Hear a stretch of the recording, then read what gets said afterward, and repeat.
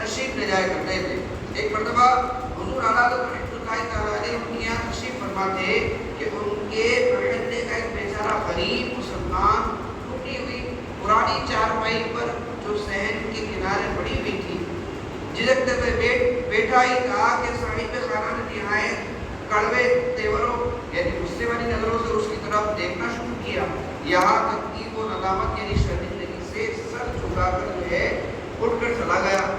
اعلیٰ رحمۃ اللہ تعالیٰ کو صاحب خانہ کے اس مغرورانہ انداز سے سخت تکلیف پہنچی، مگر کچھ فرمایا نہیں۔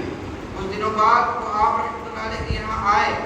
آپ اعلیٰ رحمۃ اللہ تعالیٰ نے اپنی چارپائی پر جگہ دی، وہ بیٹھے ہی تھے کہ اتنے میں کریم بخش نامی حجام حضور اعلیٰ رحمۃ اللہ تعالیٰ کی داڑھی مبارک کا خط بنانے کے لیے آئے۔